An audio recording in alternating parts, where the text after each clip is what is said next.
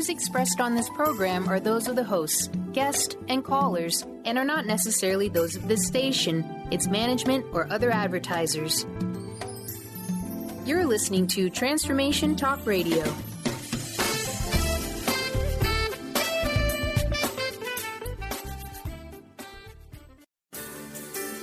On the cutting edge of the new mainstream, Christine Upchurch is passionate about bringing together science, psychology, and spirituality in a way that can be applied to our everyday lives for true transformation. The Christine Upchurch Show, stellar conversations to illuminate your journey, engages some of the most inspired visionaries on the planet in lighthearted, lively dialogue. Join us as we explore the expansive nature of reality in a down-to-earth way, offering you insights and tools, empowering you to become that bright light you're meant to be. Now, here's your host, Christine Upchurch. Hello, everybody. Welcome to the Christine Upchurch Show, where we have stellar conversations to illuminate your journey. I'm speaking to you today from cloudy Seattle here on KKNW AM 1150 radio at Hubbard Radio. You might be listening on WBLQ AM 1230 radio out there in Connecticut, Rhode Island, or New York, on one of the 35 stations in Australia, or anywhere around the world on Transformation Talk Radio. But I tell you, wherever you're listening from today, you're going to be glad you joined us, because we are going to be getting some wonderful insight from somebody who can help us take this chaos within our own personal lives, the chaos within this external, reality that we're living in, and help us to live in a different sort of way to shift our lives and, of course, ultimately shift the planet. But before I get into who that guest is and what we're going to be talking about, I want to say hello to my better half here in the studio, who allows you to hear these wonderful conversations, Mr. Benny Mathers. Hi, Benny. I'm trying to relieve all my chaos. Okay, I'm good now. Oh, yeah. Yeah. Oh, yeah. And that's the start, is breathing. It is. A lot of people forget. That's where I try to jump in and remind the listeners. Oh, good. Thank you. And you I'll too. take a deep breath, You too. too. And you too at home. The Yes. present There we moment. go. I came running in, and now I've taken a deep breath. You had your breakfast. We're good to go. Yes, my bite of protein bar, yes. I'm really excited about our guest today. Our wonderful associate producer, Peggy Snow, found her way to this woman, and she's like, oh, we have to have her on the show. And our guest today is Ellen Tad. She's an internationally known clairvoyant counselor. She's an educator, and she's been teaching counseling and counseling for more than 4 decades. She's widely respected for the integrity of her work, which is really important in that realm, and the accuracy of her perceptions and her guidance. And her work has been supported by the Edgar Cayce Foundation, a place that's near and dear to my heart, the Marian Institute, Deepak Chopra, Child Spirit Institute, and the Institute of Noetic Sciences, IONS, and the Boston Center for Adult Education, among others. She's lectured across the country at colleges, universities, hospitals, and community groups. And she's the author of a couple of different books, The Wisdom of the Chakras and Death and Letting Go. And her latest book that's hot off the presses, I think it was like the 28th of March, is called The Infinite View, a guidebook for life on Earth. I'd like to welcome our guest today, Ellen Tad. Hi, Ellen. Hi. It's wonderful to be talking to you today. Ellen, I'm fascinated by your background, and I think that for many, probably most, if not all, of the great spiritual teachers on our planet, it seems like everyone goes through some sort of initiation or opening. And I know that you are no different. Can you please share with our listeners what your story is and how you sort of made your way into working within this realm? Yes. I do like to begin with this story. Well, when I was a child, I had experiences, out-of-body experiences, where I would float out of my body, and I was aware that my consciousness was on the ceiling, and so I was confused. Who am I? Uh-huh. I saw light around people, and I saw faces in the dark. I really felt frightened because no one around me could explain what I was seeing. Mm-hmm. My father thought I had a vivid imagination. Right. And I was raised by my father, who was a physicist. So I grew up in a scientific household. Uh-huh. And I remember saying to my father, I can see molecules. And then he actually took me to an electron microscope and showed me what molecules look like. And then I knew I wasn't seeing them. So then I was really concerned because I also had a mother who had a severe case of MS. Mm-hmm. And I watched her fall apart physically and mentally. And as a sensitive child, I was always asking the question, why? Why is it that my mother is sick? Why is one person sick and one person well? And why are our lives the way they are? And so I struggled as a child. And it wasn't until I was 19. At that point, my mother had died, and she came back and talked to me. Okay. So first of all, she died at what? You were 17, 18? How old were you when she passed?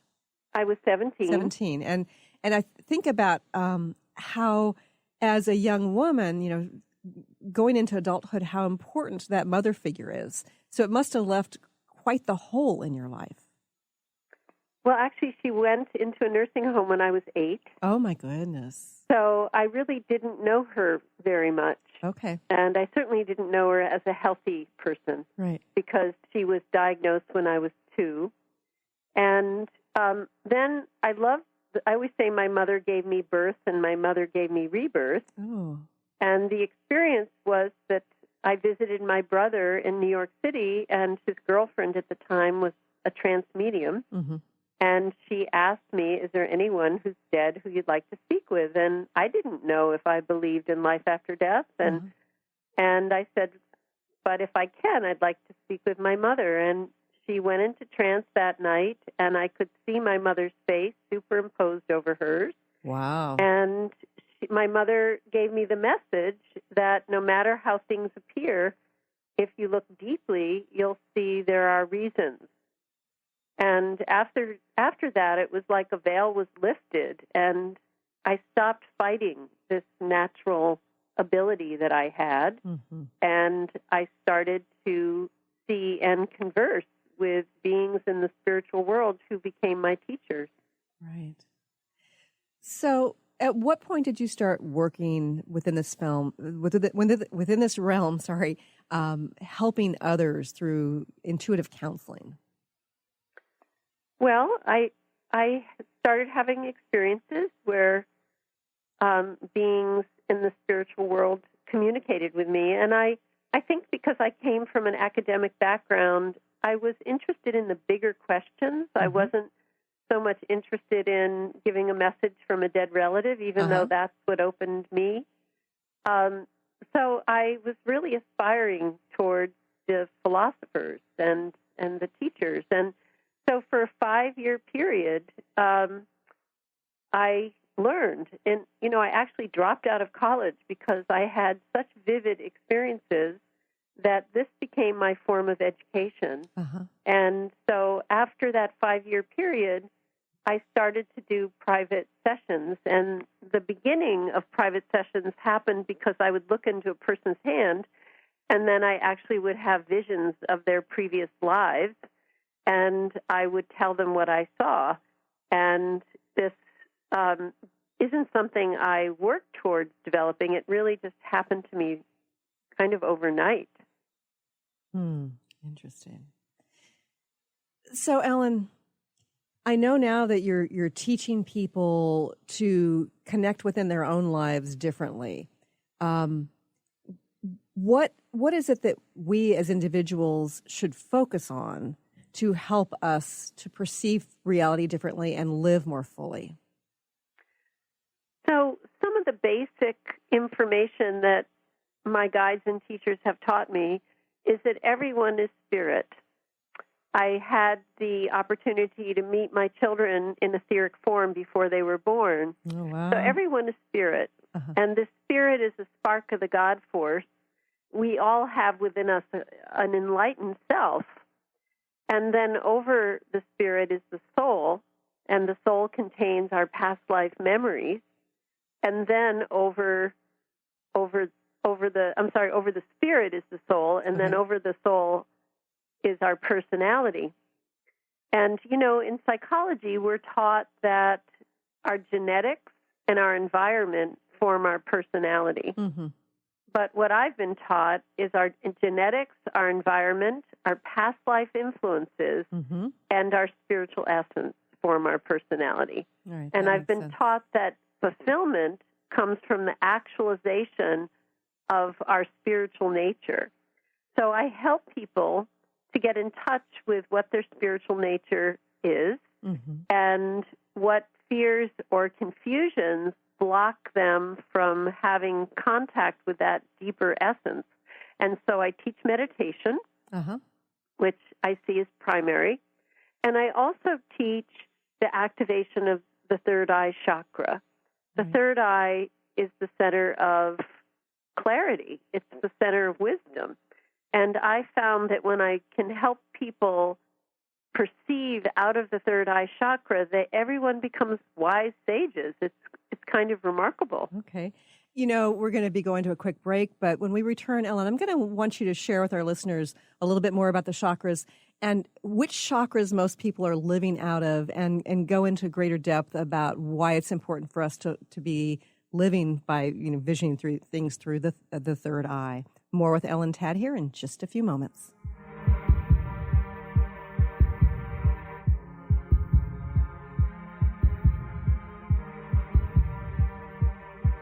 He said, let's get out of this town, drive out of the city, away from the crowds.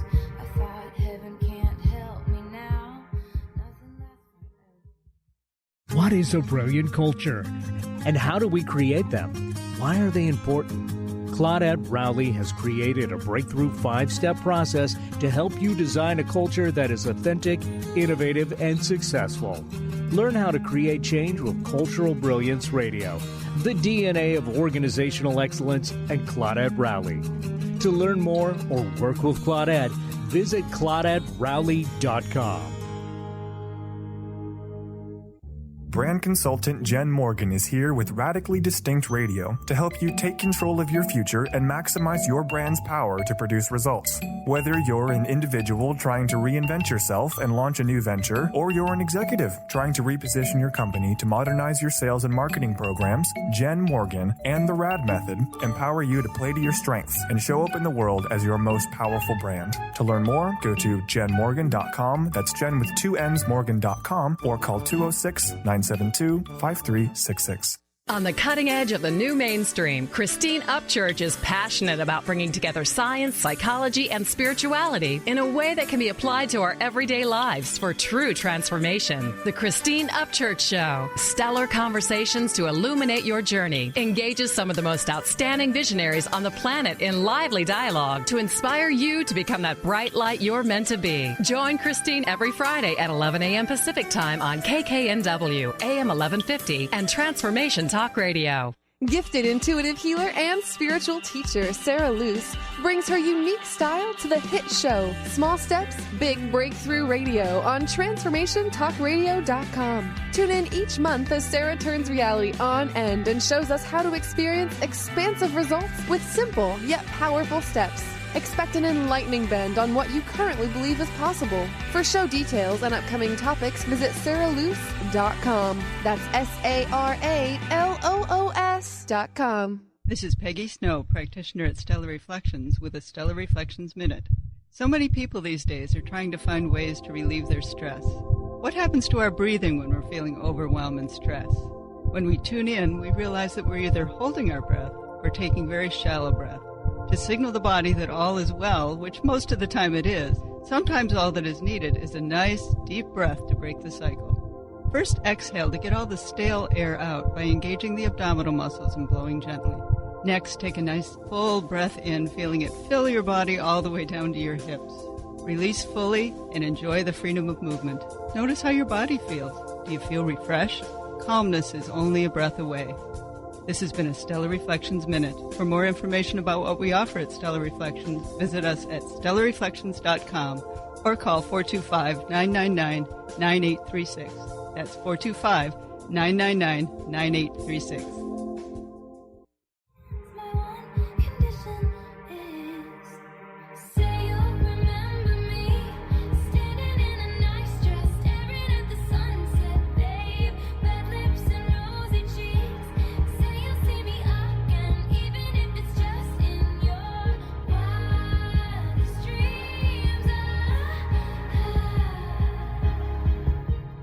Welcome back to the Christine Upchurch Show here on KKNW and Transformation Talk Radio. I'm speaking today to Ellen Tadd. She's the author of several books, and her latest, which has just been published, is called The Infinite View, a guidebook for life on Earth. Now, Ellen, before we were going into the break, you were talking about how you teach people to live more from the third eye. Can you please share with our listeners a little bit about the chakras and where most people, which chakras most people live from? Yes. So a couple of decades ago, I became really interested in the chakras because I wanted to understand human behavior. And I didn't read books on them. I just watched them. Because of my natural clairvoyance, I decided to focus on chakras to understand people. And I learned a lot. I wrote a little book called The Wisdom of the Chakras, and in The Infinite View, there definitely is some material about the chakras there as well. But one of the things I learned is that when people move through their daily life, they focus in different locations. And some people focus more in the gut, which is the solar plexus chakra. Right. Other people rely more heavily on their analytical mind. And some people focus out of the middle of the forehead. And as I watched people, I began to conclude that when people live in the solar plexus, the tendency is to over-absorb and get overly affected by their environment. And there's also a tendency to be reactionary if things are not as we want them to be when we're focused there. And now, Ellen, before you go further, I just want you to talk about the consequences of absorbing. What does it mean to absorb, and what would that look like in terms of a person's let's say you're walking into a room with a number of people, and a lot of the people in the room are tense or negative. Absorbing it would be starting to feel tense or negative yourself, and the emotional feelings aren't being generated from you, but rather you're picking them up from other people. And but yet you probably think that they're your own then, right? Well, some people might, and other people may know that they're getting overly affected by the environment they're in. Okay. And it can happen positively or negatively. You walk into a room of happy, loving people, and you're in the solar plexus, and you absorb that positivity. Whether it's positive or negative, when we live in the solar plexus, we're more absorbing of what's going on around us. Okay. Where the intellect is like our computer. If someone is very much in the intellect, they don't feel very much. They think. And just like it's great to have a fast computer, it's great to have a developed intellect, but I wouldn't want my computer to decide who I should marry because it's not what wisdom is. Wisdom is the ability to see the far-reaching impact, and the third eye in the middle of the forehead is the center of wisdom, and it gets activated through focus and concentration. And so I started experimenting with my clients as I gained my understanding, and I created a technique that's now called the TAD technique, which is comparison of perception from the gut to the third eye. Okay. So, and how would we go about doing that? So the exercise is you close your eyes, you focus in the gut, and then you imagine a scenario. It can be imagine yourself late for an important appointment, or imagine yourself in a disagreement with someone you care about. And you're focused in the gut, looking at that scenario. And then after you feel it, and the question is, what do you do? Also, then shift to focusing all your attention to the point in the middle of your forehead. And when you look out of the middle of your forehead with your eyes closed at the very same scenario, what's the difference of perception? What's the difference of feeling? What do you do? And having done this with large numbers of people, the difference is striking. People go from anxious to calm and making good decisions. People go from confusion. One of my favorite stories in teaching this exercise, I was giving a talk. I taught the TAD technique, And there was a high school student who came up to me, and he said, when I was in my third eye, I wasn't angry. And he kept saying it over and over again because he was so shocked because he saw himself as an angry person. And so what my guides say is that it's only a pivot away. You just shift your focus, and it changes everything. So I actually tell people to live life looking through their forehead when their eyes are opened. That it's a posture. When you open 2 eyes, open 3, and the third eye is the center of wisdom and perception, and that third eye center should inform our feeling rather than our feeling informing our perception. That's profound. And yet you're not talking about trying to control the feelings. It's about triggering the feelings from a different perception. Exactly. Yeah. Because I see that emotional repression comes when people are living in the solar plexus and they get overwhelmed by emotion, and then they start repressing it as a strategy for managing it. Yeah. But when you're in the third eye, you don't repress emotion, you transform it because your perception changes. So when you're sort of living by perceiving through the third eye, do we judge as much when we do that? Are we judging like feelings or judging others or judging a situation? I like to make a distinction between a judgment call and judgmentalness. Yes. So the third eye is the center of a judgment call. It's the center of discernment. So making a judgment call is a good thing. That's key in wisdom. But judgmentalness is being caught in better than, less than, attitudes that are not compassionate. Right. And that's the solar plexus pattern.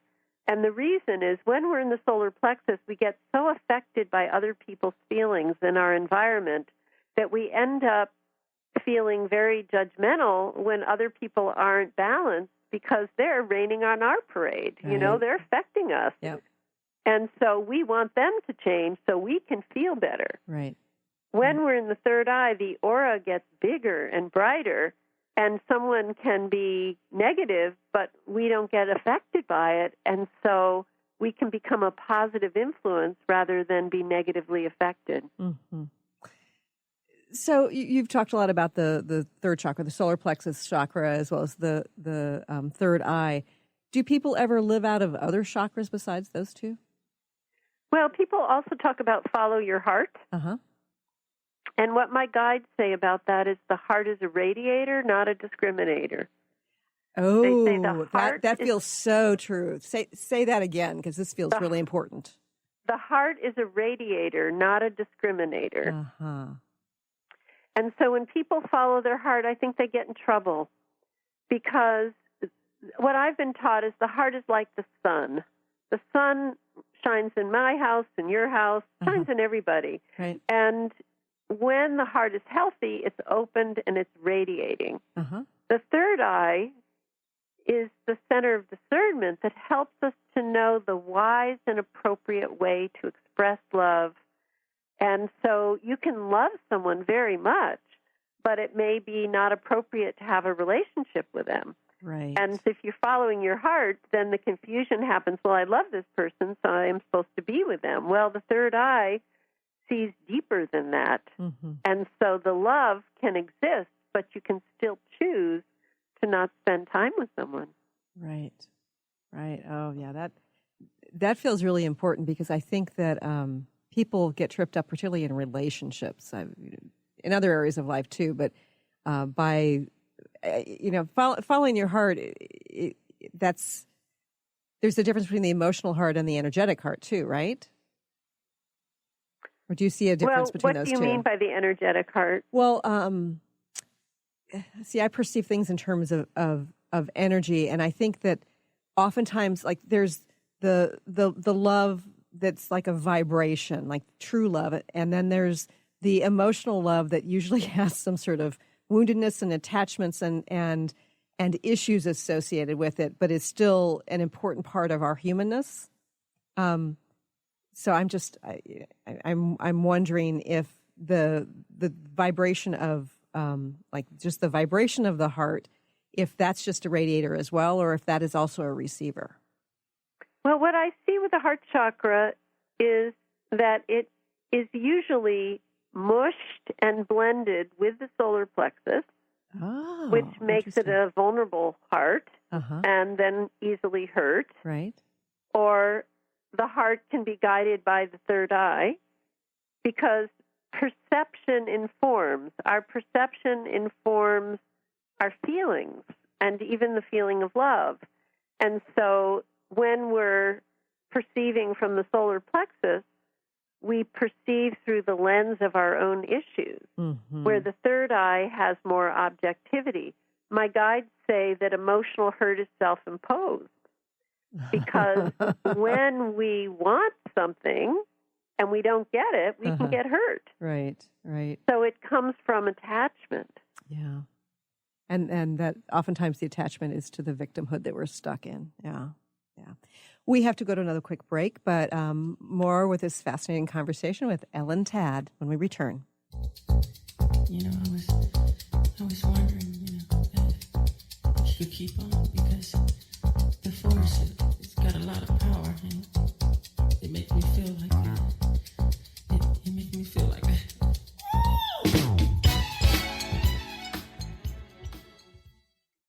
Chris Stanis is a spiritual leader and healer and teaches a course on how you can transform your life through a meditation and healing system that will manifest your spirit's dreams. She manifested the Women of Wisdom Conference, the Women of Wisdom book, and this radio show. And she can show you how to change your life too. Are you ready? Visit the website and contact her at voicesofwomentoday.com. That's voicesofwomentoday.com. Be unstoppable. Who do executive women count on for up-to-date information on everything from stilettos to being heard in the boardroom? To achieve excellence, you must first take control of your life and develop a successful strategy with the Unstoppable Diva. Tune in to Up or Out with Connie Fife, Mondays 5 p.m. Eastern, as she cuts through the BS to guide you to become bold, connected, and unstoppable. For more information, visit uporout.com. On the cutting edge of the new mainstream, Christine Upchurch is passionate about bringing together science, psychology, and spirituality in a way that can be applied to our everyday lives for true transformation. The Christine Upchurch Show. Stellar conversations to illuminate your journey. Engages some of the most outstanding visionaries on the planet in lively dialogue to inspire you to become that bright light you're meant to be. Join Christine every Friday at 11 a.m. Pacific Time on KKNW, AM 1150, and Transformation Talk Radio. Are you ready to stop stress, anxiety, and low self-esteem from running your life? Join award-winning author Dr. Friedemann Schaub for Empowerment Radio and learn breakthrough solutions to switch out of survival mode and approach every day with great ease, joy, and purpose. Tune in the first and third Wednesday at 11 a.m. Pacific to Empowerment Radio with host Dr. Friedemann Schaub on Transformation Talk Radio. Visit thefearandanxietysolution.com to learn more. I'm Peggy Snow with another Stellar Reflections Minute. Presence, or what we think of as being fully in the moment, is a key element in the process of healing work. As a practitioner facilitating a session, genuine presence takes us out of our heads, where we tend to decide what is and maybe what should be for the client, and moves us into direct experience, where we're available to witness the person in their wholeness. In this receptive realm, our senses are heightened and expanded, allowing us to perceive what's seeking to unfold and to interact in the moment. There's something profoundly powerful that happens when healing is approached in this simple, pure way. Balance can be restored and healing can take place on multiple levels. If you'd like more information about the services we offer at Stellar Reflections, visit us at stellarreflections.com or call 425-999-9836. That's 425-999-9836. I'm Christine Upchurch, and this is a Stellar Reflections Minute. Years ago, when facing cancer, without any immediate treatment options, I sought healing by making various life changes. For a while, I followed a very restrictive diet. I often found myself obsessing about which foods were good and which ones were bad. Then one day, I realized I was consuming foods based on fear of not getting well. But I didn't want to make choices out of fear anymore. I decided it was far better for my immune system if I allowed myself to experience the joy that came from, say, eating frozen yogurt, than it was for me to ingest the fear that came from avoiding it.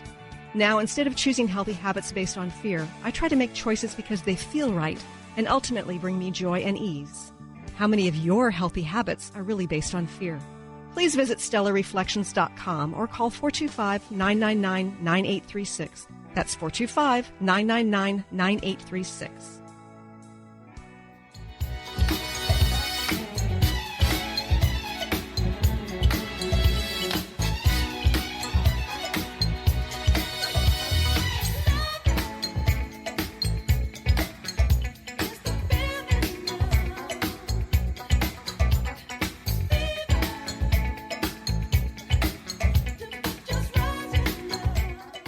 Welcome back to the Christine Upchurch Show here on KKNW and Transformation Talk Radio.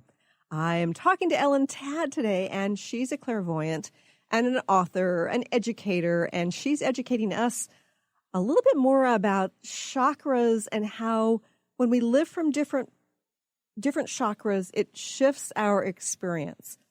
Now, Ellen, you were talking a lot about how important it is to be focusing more on that third eye, and you talk about it as the seat of wisdom. How do we go about doing that? Now, you showed us the TAD exercise. How do we, we're sitting in traffic. How do we shift from the solar plexus to the third eye? So the way to shift with eyes opened is quite literally to stare at a point. And I do it actually throughout the day. If you're driving, you can stare at the end of a branch or the corner of a sign. What activates the third eye is quite literally focus and concentration. And in sports, they call it the zone. Uh-huh. When athletes are deeply focused, they activate the third eye and they do their best performance. And it's the same for us. When we focus, we ride life, we don't react to it, we have greater clarity about what to do to actualize our best. So quite literally looking at points throughout the day. Interesting. So when I think in terms of connecting with my third eye in that way and some other ways, it's almost like, it feels like, how do I put this? It almost feels like the one that's perceiving is bigger than this body. Does that make sense? Yeah. Somehow it's like a larger thing is perceiving reality. Well, a couple things happen when you perceive out of your third eye. Your aura doubles or triples in size. Oh, okay. Because that shift brings a positivity and an attitude change, which expands the aura. And so this feeling of expansion happens because it's quite literally happening. Uh-huh.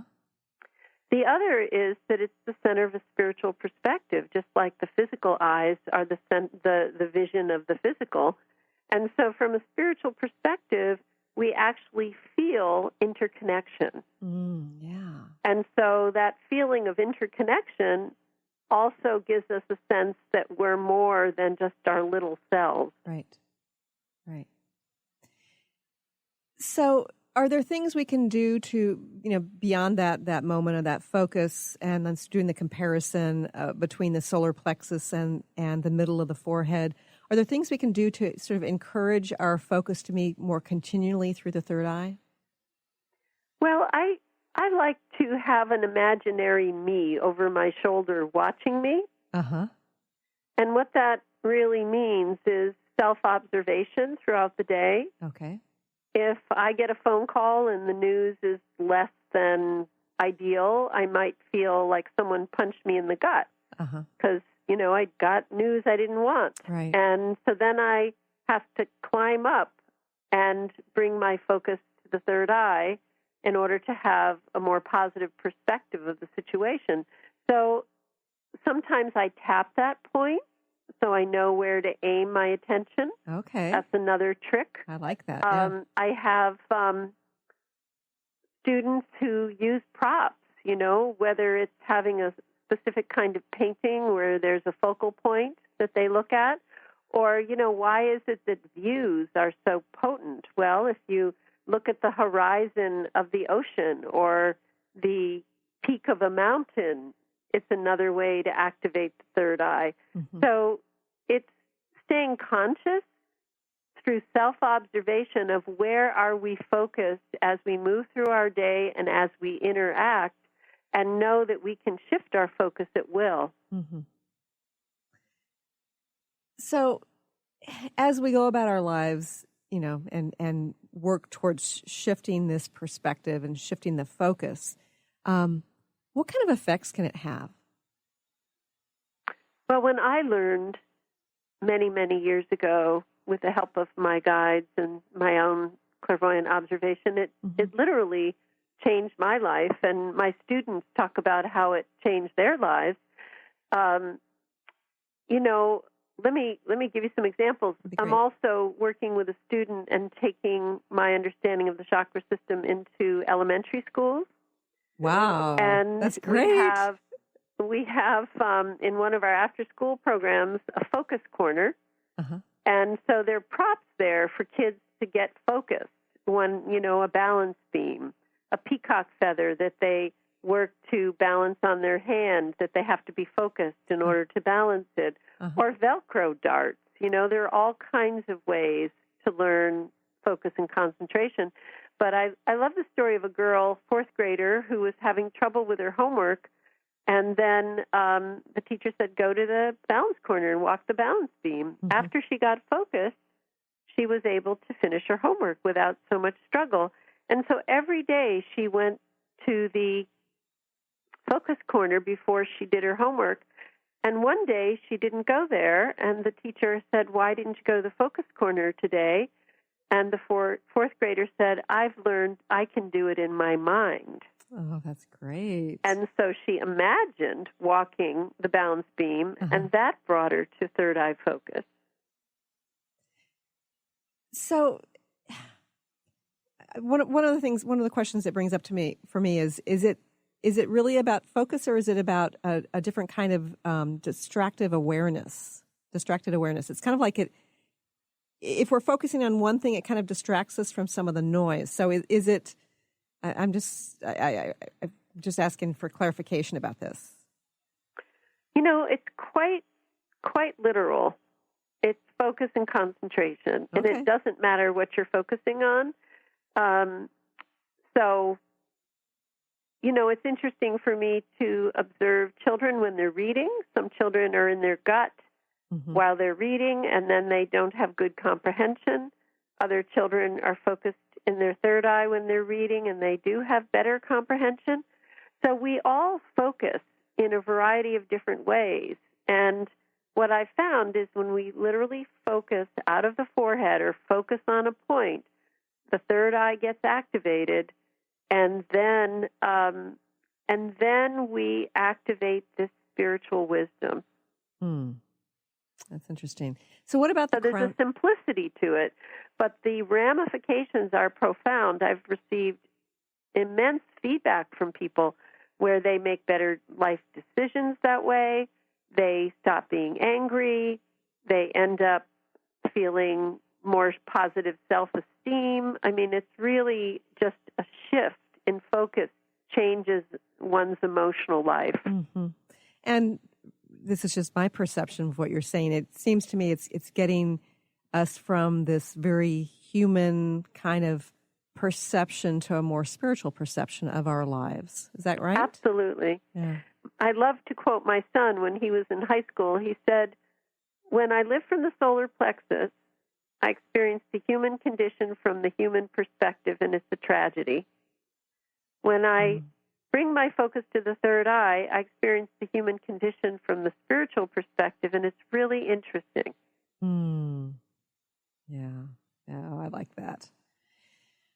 Okay, so as we go about living our lives and we practice this more and more, can this have an effect on not just decisions and some of our circumstances, but our physical well-being? Well, I think a lot of physical problems can be traced back to poor decisions and to emotional turmoil. Okay. So absolutely. I mean, I always say physical problems come from attitude, environment, and karma. Uh-huh. And so we have complete control over our attitudes if we're disciplined. Right. We have partial control over our environment through our choices. Right. And we don't have control over our karma because that's the past. So, you know, I mean, whether we eat quality food or not quality food, that's a decision. Right. So we're making so many decisions every day, and each decision is like a pebble in the pond that just keeps rippling. Right. That makes sense. We have to go to another quick break, but when we return, Ellen Tad will share more of her wisdom about living life from a third eye perspective.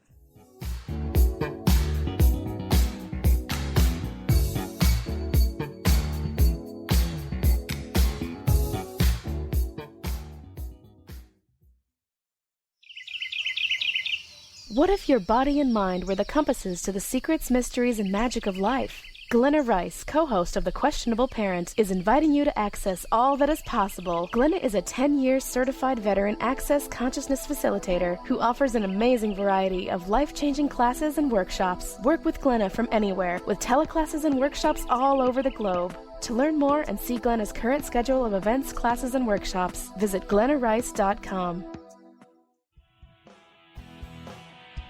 I'm Christine Upchurch, and this is a Stellar Reflections Minute. For centuries, spiritual traditions have talked about how humans have an energy field, or aura, surrounding them. Although skeptical scientists refuted this for decades, science is now beginning to catch up with spirituality. Scientists can actually measure light emanating from living beings, so they can measure the human aura, which in scientific terms is known as the biofield. Many medical practitioners around the world use an instrument to evaluate a patient's biofield for the purpose of diagnosing illness. They understand that imbalanced or insufficient light in a person's energy field indicates a physical or emotional problem. The good news? There are ways to balance and increase your light, resulting in greater well-being. For more information, please check out stellarreflections.com or call 425-999-9836. That's 425-999-9836. Tune in to Dynamics of Diversity Radio, scripting the new narrative for immigration with leading experts Kripa Upadhyaya and Steve Tanijo on TransformationTalkRadio.com. This show will remove the noise that often accompanies discussions on this topic and share a new perspective on the dynamics of immigration and diversity, ever reminding us that together we are all at the core of innovation, excellence, and positive change. Visit OrbitLawPLLC.com for upcoming topics. Have you been seeing numbers like 111 and 222 everywhere you go? Do you feel that the universe may be trying to get your attention, perhaps offering a message of some sort? As it turns out, numerical patterns and certain types of geometry form the very fabric of our reality, from cells under a microscope to the astronomy of our night sky. At Stellar Reflections, we offer special sessions which tap into these patterns, designed specifically to support you on your journey. The 111 and 222 activations are sessions activating new patterns in your energy field, which in turn can help you create new patterns in your life. After just one session with a practitioner, either in person or via distance, clients report gaining greater clarity, becoming more intuitive, and honoring their inner truth as they move forward in their lives. Curious about what these transformational sessions might do for you? Call 425-999-9836 or visit stellarreflections.com. That's stellarreflections.com.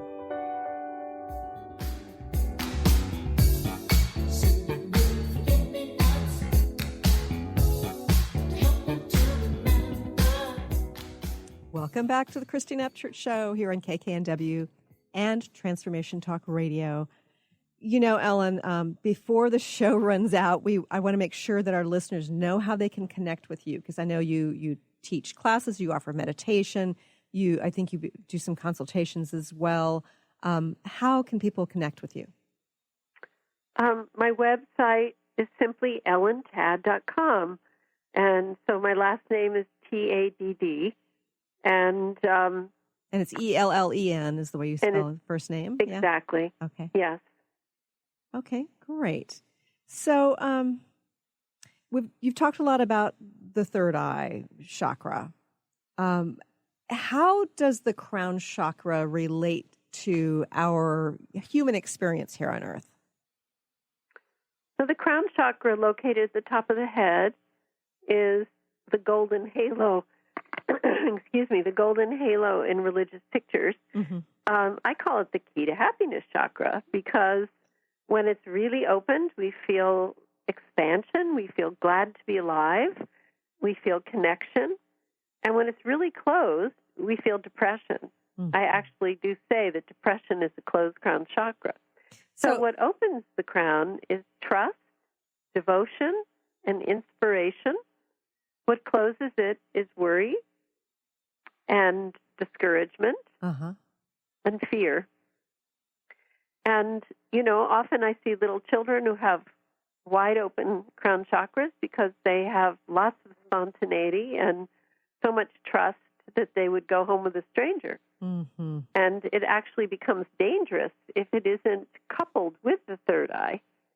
But too often, the crown starts to close as people age because people start to get discouraged when they don't have everything in life go the way they want them to, Right. So, this is where the crown is the key to happiness chakra, and it's so important, I think, that we change our definition of happiness from getting what we want to actualizing our spiritual nature. Yeah, that when the important. definition of happiness is actualizing our spiritual nature, then even in the midst of adversity, we can find fulfillment. Right. But when happiness is hinged on acquiring and getting everything we want, then we're bound to get discouraged and we're bound to get depressed. Mm-hmm. So I think we need a real paradigm shift in understanding what fulfillment is. Yeah, and I find it interesting that you talk about how, you were saying this on the break, about how the depression really can be a biochemical reaction. But it's, you were just saying a minute ago that initially the cause is a closed crown chakra. So it's not like, okay, well, you've got the biochemical depression, and therefore your crown chakra is closed. You're talking about it actually being the cause of depression, correct? Yes. So from my observation, someone can have a biochemical imbalance, and that biochemical imbalance makes them feel not well.